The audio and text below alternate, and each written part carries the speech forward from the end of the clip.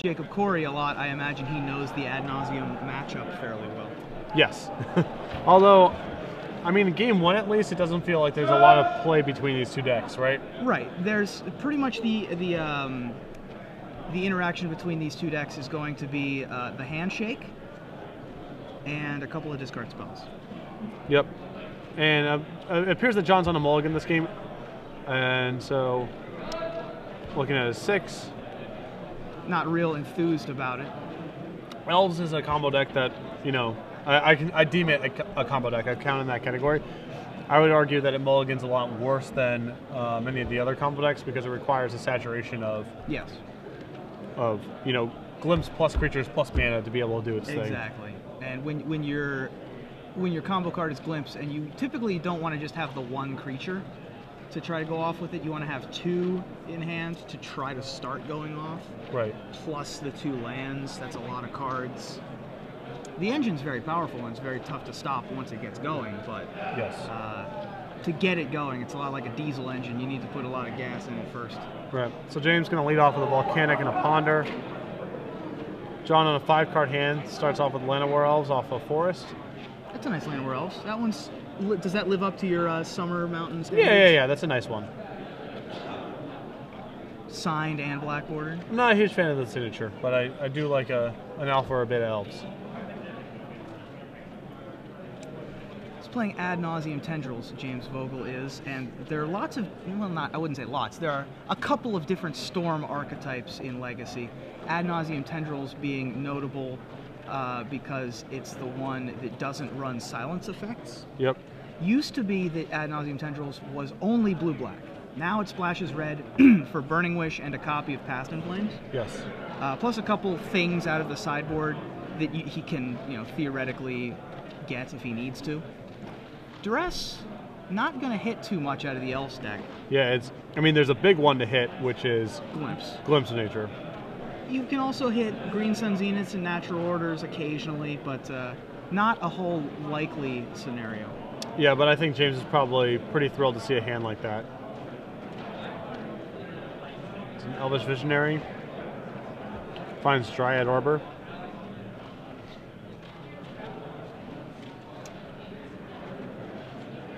Gonna crack our Verdant Catacombs here for Bayou. Now, I've not played a ton of the Elves versus Tendrils match, but I imagine it favors the Tendrils deck? Certainly game 1, yes. Yeah, game 1. There's a lot better sideboard options for Elves, and a lot more ways to hit them, Gadok Teague being the most notable. Yeah. I would be stunned if John got another turn here. Yeah. All right, this is a bet. Yeah, once I've been started here playing before. Artifacts, I think it's and just let them, you know, put on a show. I guess we're gonna show. What are we showing? Oh, nothing, because we're gonna crack our Lion's Eye Diamonds, maintaining priority, hitting the control button. Yeah, we are to maintain priority. Yes, we are gonna see some Infernal Tutor in response Lion's Eye Diamond. If you're not familiar with this interaction, basically with Infernal Tutor on the stack, you crack both your Lion's Eye Diamonds, or however many you have. So you get the mana floating from Lion's Eye Diamond, and when the Infernal Tutor resolves, you'll be at Hellbent, so it's Demonic Tutor. Yep. This interaction is a large part of the reason this deck is powerful. I think he's currently got 4 mana floating, is that right? He should have 1 floating, because he spent 2 on the Wish, right? Right, but he had 2 diamonds. Right, and... well, he has 1 or 2 floating. Right? Sure. Well, now he's spending 5, I guess. Yeah. And he's got 19 life, so he's... yeah, he's got 1 mana. He's got a black floating right now.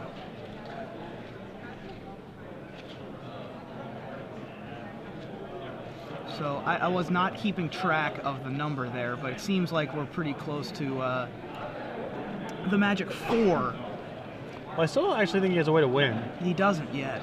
And so this is one of the things about... all right, there we go.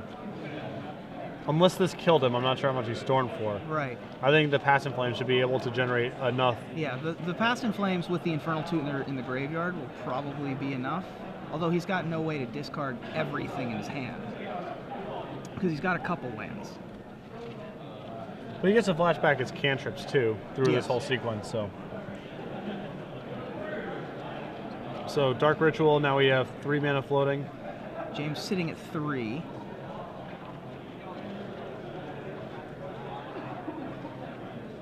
He's going to have plenty of black mana after he's done here.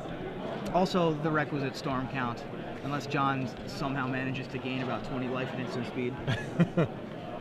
Doesn't seem very likely. Yeah, I still don't actually think he has a kill locked up yet, because he's a little bottlenecked on colored mana. Yeah. And can actually tutor for tendrils through the cards that he currently has, because he can't get his hand empty. He can cantrip a couple times. He can also Infernal Tutor for another Lotus Petal if he needs more blue mana or red mana. Yep. But yeah, there's no good way for him to empty his hand. He does not have Lotus Petals happening, or I'm sorry, Lion's Eye Diamonds. So he's going to use this to, he's going to ponder here. For a Gitaxian Probe, Dark Ritual. Okay, we're going to shuffle that away. Yeah. If he finds another Lion's Eye Diamond... Yes, then he definitely wins. Then he definitely wins. If he finds the Tendrils, then he definitely wins. Because then he can just cast the Tendrils from his hand. Finds another Ritual.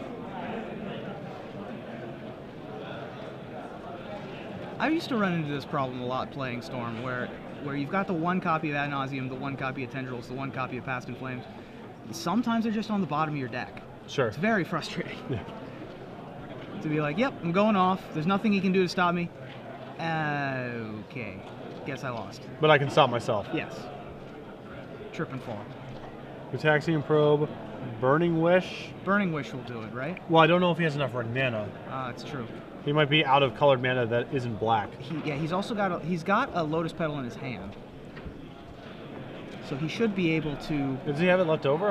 I think he does. Oh, he hasn't played a land yet. Interesting.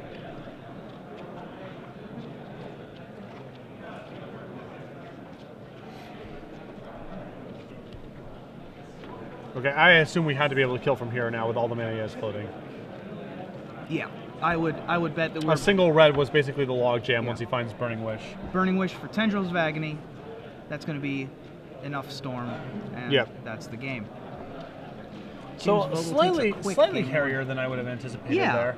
It was not a great Ad Nauseam. No, it was not a great Ad Nauseam. Ad Nauseam was one of the better cards for live Magic, I think, for broadcasting, because you're like, all right, let's see if he gets there. Yeah, oh yeah, for sure. Mind's Desire the same way, Mind's Desire is even better. Not the Mind's Desire for 12 or whatever, because then Mind's Desire for like 3 in your cube when you're like Signet Basalt Monolith. Mind's Desire for 3, hope to hit anything. Right. Yeah. Yeah. It's definitely some sweet drama for the coverage for sure. So onto the sideboard here. Actually, John has quite a bit for this matchup. He can bring in 4 copies of Cabal Therapy, and 2 copies of Mindbreak Trap, and a single copy of Gadok, which you can find through either natural or Green Sun's units. So that's a lot. That's a lot of good cards. The extra Mindbreak Traps are actually. I'm not sure that they're quite. I mean, I don't remember them from Riley's list. And for Matt Nass's list last week. I don't think they were there. I don't remember them playing against Storm. They are specifically for this matchup. Yes. And so he expected to play against Storm once. That's why he's got 2 copies in there. Yep. And so that's a halfway decent card for this matchup. Over for James. A lot of his sideboard is devoted to the Burning Wish sideboard, so he's got Past in Flames, Tendrils of Agony, Diminishing Returns. He has 2 copies of Empty the Warrens in the sideboard. Is that so he can bring one in? Yeah, in case he gets Surgical Extracted or something like that? I would assume so. He has a copy of Massacre that he can wish for, which is a nice one if he has enough black mana, if he wants to start going off. Also, John's got a Savannah for his Gadok, so it actually could. We could just wish for Massacre. Yeah. That's pretty good. He's also got Pyroclasm for more conventional killing of 2/2s. Massacre is way fancier. I mean, I'm a huge Massacre fan. And a Hull Breach. But the cards that we're actually looking to bring in are things like Chain of Vapor, which I imagine if we see Gadok, that will start coming in. Although the hate cards, Mindbreak Trap and Cabal Therapy, those can't be returned without a Venser. I'm not a huge fan of Chain of Vapor, but I do like Abrupt Decay quite a bit, as it's a similar card, except it's actually a permanent answer to Gadok as opposed to being temporary. I remember back in the day when I would sideboard Dark Confidants in my Storm deck. They weren't for this matchup specifically, but you know what? he doesn't have any way to get rid of it. Yes.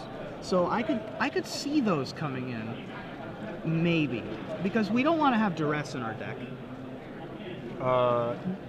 I mean, I guess the Elves deck does have plenty of powerful spells between Glimpse, Zenith, Natural Order, Mindbreak Trap now. Yeah, Mindbreak Trap, Cabal Therapy. I mean, yes, it is predominantly a creature deck, and again, of course,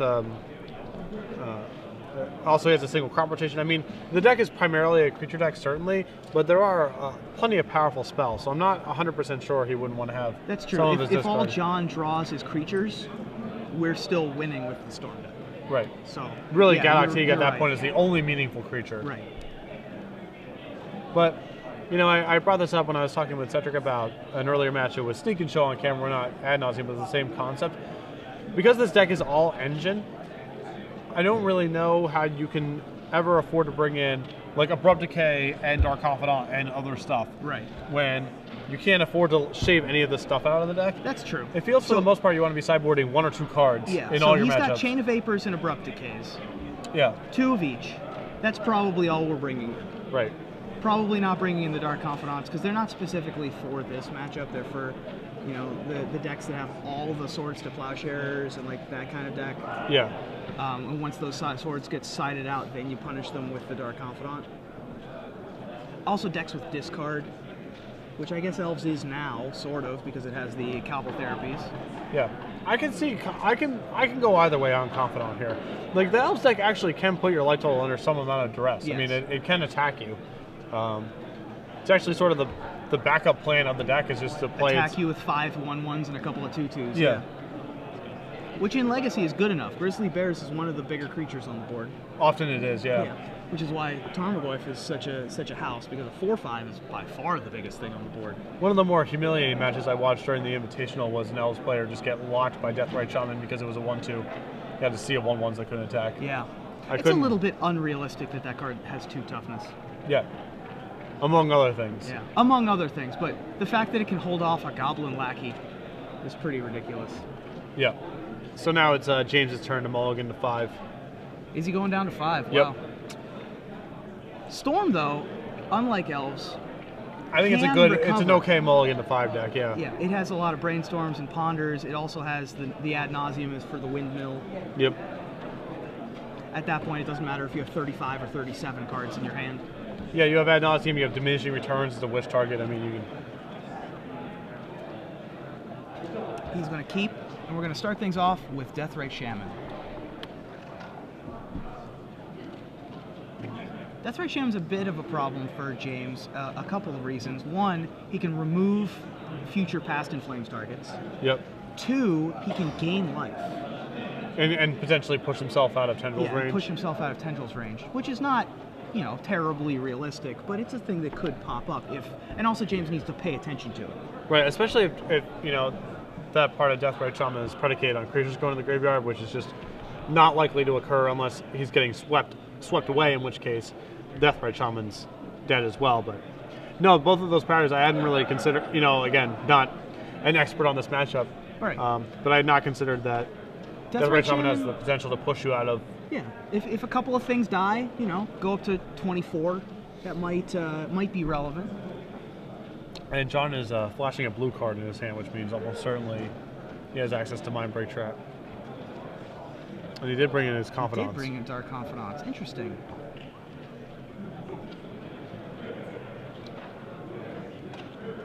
So if he brought in the Confidants, it's unlikely... Yeah, never mind. I had a thought, but then I decided that it's. I think that he still probably just kept the Duresses in. Sure. It's possible that there was just too much to cut, and that they aren't in there anymore. Mm-hmm. We haven't seen them yet, so I don't know. But I think that he would have brought in the Chains and the Abrupt Decays expecting certain types of hate from the Elf stack, since it has Green Sun Zenith. Sure. Yeah. As you know, sideboard slots, 2 through 5. Yeah, you have access to a lot of bullets. It seems unlikely that he would have taken out 7 cards. Yeah, I just don't even know how you would make the room, right? Yeah. I mean, I guess Therapy, Duress are your flex slots. So now we're going to Green Sun for 2. This is going to be a Kithkin Advisor, almost certainly. Yeah. There he is. Gadok Teague.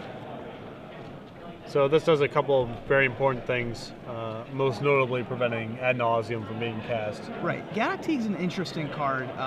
It's unique, basically, in Magic. As we flip Lotus Petal to Dark Confidant, it prevents players from playing non-creature spells that cost 4 or more, and it also prevents any X spell. Yes. Kind of a bizarre design. Yep, there he is. No stranger than Frontline Medic, I wouldn't say. Yes, this is. I think that those two are probably friends. Yeah. At the awkward social club. Yeah, awkward social club that prevents X spells from happening. So Cobble Therapy named something, and now reveals Mindbreak Trap. I'm not sure if he named Mindbreak Trap, but I'm almost certain he didn't name Craterhoof Behemoth. Named Glimpse of Nature. Glimpse is sort of a curious name there, because I feel like if John had Glimpse, he would have used it already. Yeah, last turn he would have started getting the ball rolling. I agree with that.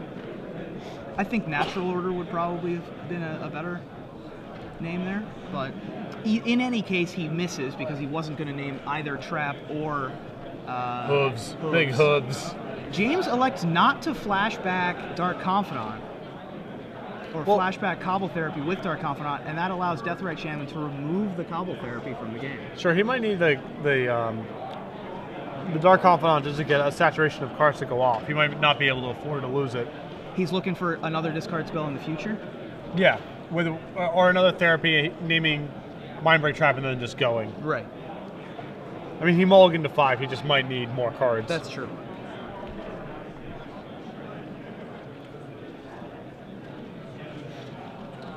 So, are we just going to go Craterhoof Behemoth attack you? I think we're just going to cast Craterhoof Behemoth here. 1, 2, 3, 5, 6, 7, 8. Cast Craterhoof. Cool. All my guys get plus 4, 5, plus 5. So a 10-10 hoof. Not historically known for its potency in the Storm matchup, but here we are. Here we are. 7-7, 6-6, 10-10. That is 23 attacking, trampling damage. So if we don't have Chain of Vapor in hand, it looks he does have a chain. He does have one? it. Yes. Okay.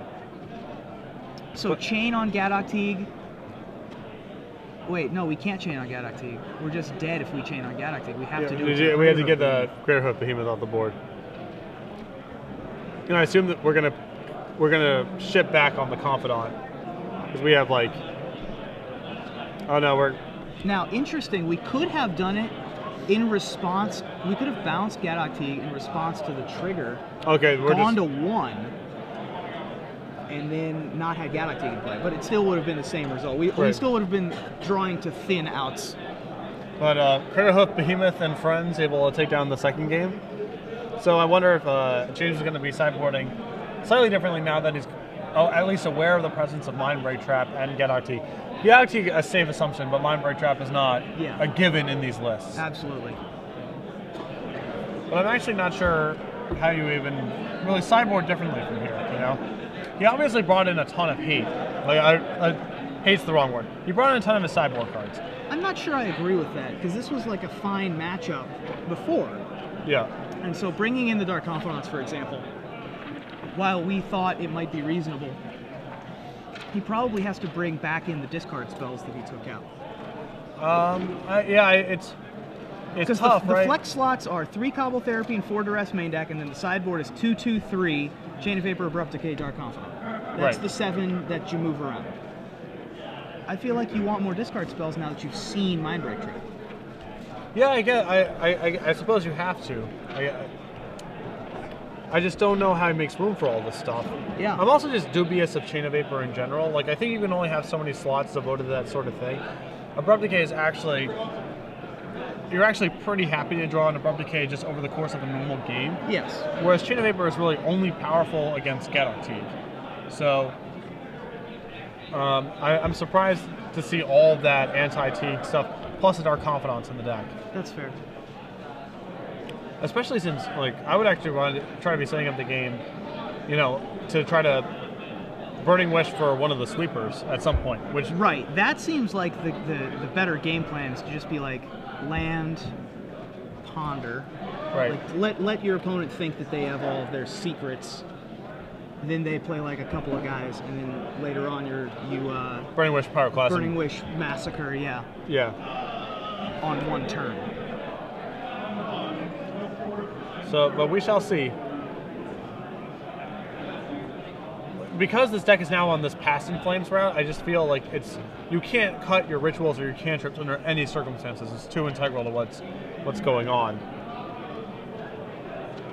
So maybe we'll have 2 players with 7-card hands this time. It's entirely possible. In fairness, these type of decks do mulligan a fair bit. Yes, they do. That's sort of the nature of the beast. But we kept. James begins things with a, is that an Arena Swamp? I don't know. That is, yeah, it's an Arena Swamp. It's the Foil Saga one from back in the day. John gets himself a Bayou. And Cobble Therapy. Probably naming Brainstorm? Would be my guess. With him leading on or Swamp, Lion's Eye Diamond. I would have actually been inclined to name Dark Confidant, I think, with him opening on basic Swamp. Fair enough. He named Lion's Eye Diamond. Lion's Eye Diamond, which is also a reasonable thing to name. Sure. Yeah, I mean, you're sort of in any event, you're sort of guessing, right? Yeah. That's the nature of Cobble Therapy. You spin the roulette wheel and hope you hit. Like, I wouldn't have named any of the cantrips because the odds that he kept a hand that couldn't cast a cantrip and led with that's a fair point. Just feels low to me. But you're sort of guessing in any circumstance. I glimpse a glimpse in John's hand. Not sure if that's the game plan this time around. Yeah, I mean, all we have to do is basically we haven't seen a glimpse game yet, so right.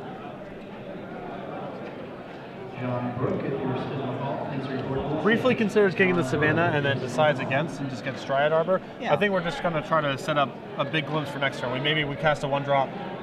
Who knows? And then we've probably got Cradle in hand. Or flashing back to Therapy here. Ah. Assuming we're going to name Dark Ritual since there's 2 copies in the hand. Cobble Ritual is the one that has Cobble Ritual is the one with 2 copies. So looking at Chain of Vapor, Abrupt Decay, Dark Ritual. And this is what I'm talking about with like bringing in all these sideboard cards. Is like he just has now his a hand bunch is just full of that. Dark Rituals and removal spells. It's like not a winning recipe. He drew a Ponder. John did not play a creature that turn. Well, it's not really worth casting any of his creatures unless it's Llanowar Elves or Finhorn Elves. Right. He would much rather cast 20 creatures in the same turn. Correct.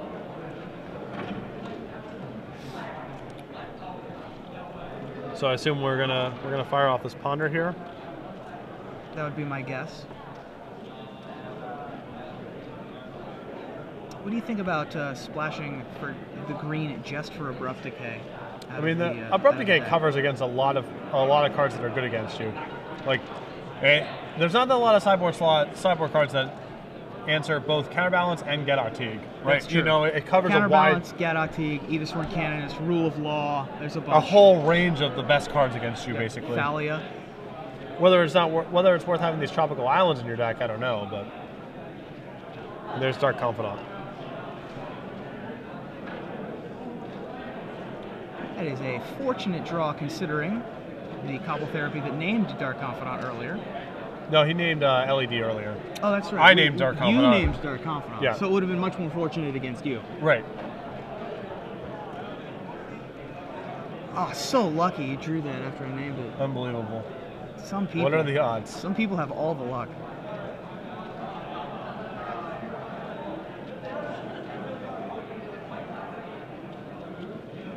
And gets a Savannah. So this is going to probably just cast Gadokti here, I guess? Seems fine. Because I saw it in his hand, so no reason to let it linger. I mean, the only issue is, of course, you're allowing him to just curve into his Abrupt Decay. Like he gets to draw with Dark Confidant, Abrupt Decay, your guys say go. But John might be happy to have that exchange happen if it means that he gets to just untap and start going with Glimpse. Although he doesn't have much of a setup, I would be surprised if he was able to do too much damage. And this is also going to snag the Glimpse that we just saw. I see Heritage Druid, Glimpse, Mindbreak Trap, and Wall Therapy? Is that right? No, that's Green Sun Zenith. It says Search. Oh, Search, okay. So, yeah. Yep, so we're going to snag the Green Sun Zenith. That's a pretty bad sign for John if he didn't take either Glimpse or Mindbreak Trap. Yeah, this is an interesting world we're living in if we're John, where he sees your Mindbreak Trap and your Glimpse. He sees your best sideboard card and your best engine card and just doesn't care. Yeah. So yeah, this is why that Teague play was maybe it was probably the best use of his resources, but it wasn't very good for John as James has got to curve into the spell that he kind of wanted to cast anyway. Right. No. There you go. Some people. Yeah. Some people have all the luck. Now John only has the one copy of Gaddock Teague, so he's Teagueless, right? He Yes. doesn't have any main deck. He does not. All right. So He can go Priest of Titania here, and then maybe start going next turn. Sure. Elvish Visionary, another option. And he gets Elvish So Visionary. we have Visionary. I don't know. I think I might have gotten Priest there. Gotten a little greedy. Well, it depends how much of a hand he has. Yes. I mean, he doesn't have that much to go off with, so Visionary getting him a card here, plus his draw step might actually give him the density of cards he needs to go off next turn. And he just drew Nettle Sentinel, so next turn could actually be quite good. Yes. So he has Nettle Sentinel Heritage Druid now, which is a nice little twofer. He also has red mana from his draw step if he so chooses. Does not have 2 red mana, so he can't Burning Wish for Pyroclasm. But he can Burning Wish for Massacre. Yes. And cast it for freebies, That's right. because that's Savannah. Just drew a Burning Wish. No secrets anymore. I mean, we could Dark Ritual, Burning Wish for Massacre, I guess, but that seems quite poor. Poor here. Although it does stop John from going off next turn. Well, it's no guarantee John can actually fully go off next turn, but Right, but he's going to have his own draw step plus 2 Glimpse creatures. yeah. So, Oh yeah, it's a big sweat. I mean, it's a huge risk right now. although we did see earlier in the standard, I believe it was top 4, Garrick Primal Hunter drew 5 cards and needed to hit either a red source or like a 4-drop and didn't hit any. Yep. So, it's always possible. All right, here we go. Glimpse of Nature. Well, I guess we couldn't have even Burning Wish for Mindbreak Trap last turn, even if we wanted to, because you could have just Mindbreak Trapped it. Sure. That's fair.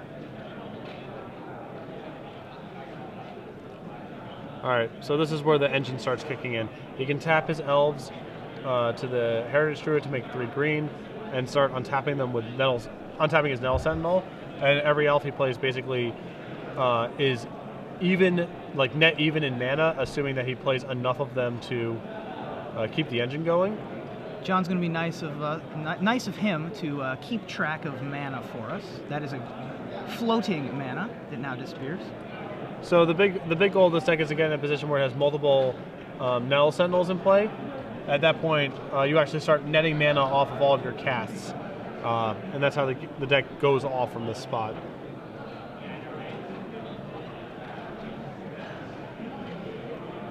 So he is just for cycling. those of you that have not seen elves go off before, boy, you're in for a treat. I love this deck. It's going to put a lot of cards in play. It's so unassuming. Like when it first, my first real exposure to combo elves was Pro Tour Berlin. Yep. I don't know if that was when it really was invented or not, but that's when combo and elves were first put in the same sentence together. Up until that point, it was just like another type of weird beatdown, right, mid-rangey strategy. And you're seeing John return his Elvish Visionary to his hand with his Symbiote Yes, that's why the symbiote's upside down, because it doesn't tap, but it can only be used once, and so that's just to signify that it has been used that turn.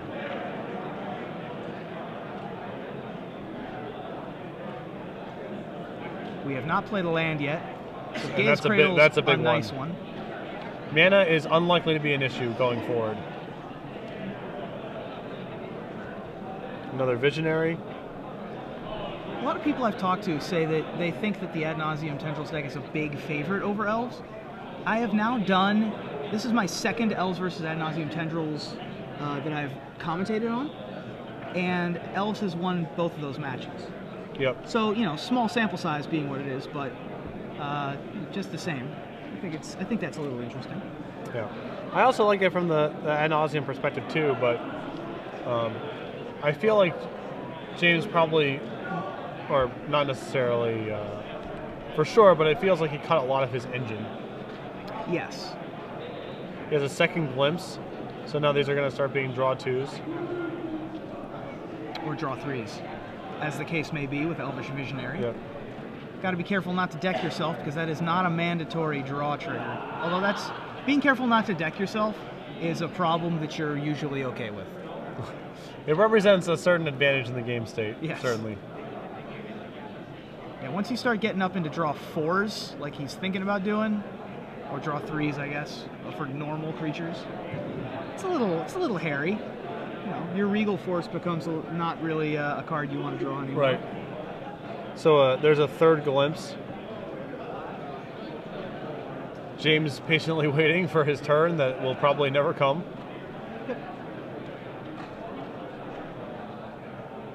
Draw 4 off of Elvish Visionary. Finds another Visionary and Regal Force. I don't think we want to cast that. Pretty telling that we don't want to cast it because we actually have drawn too many cards. There's another Nettle Sentinel, so now we're in just full netting mana mode. And assuming there is no mechanical errors on John's part, it is basically impossible to fail from this place. There's another Nettle Sentinel, which he will use Birchlore Ranger mana.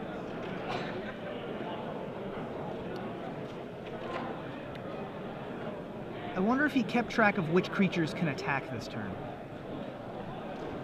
Or if he's just going to build an insurmountable board advantage. Yep. The mid combo Cabal Therapy is kind of funny because it's like, I don't know, I don't think the dude has any way to interact with you. You probably would have stopped something a little bit earlier. Sack one of the Heritage Druids to just strip everything out of the hand there. Takes the Chain of Vapor, so now there's like nothing he really has to worry about. I think I might have taken the, there's the Crater Hoof Behemoth. There's big hooves. The hoof is big enough by itself to be able to kill James. 1, 2, 3, 4, 5, 6, 7, 8, 9, 10, 11, 12. It gets plus 16 when it comes in, with only the current creatures in play. So, with nothing to fear, I think that we can just swing in. Yeah, actually, it's just lethal with the lonely behemoth. That's what I would do. There it is. There it is. So we'll put a stack of cards underneath it, but we have John Harduvel defeating James Vogel. Elves over Ad Nauseam Tendrils. And, you know, like I was commenting during the sideboarding, it felt like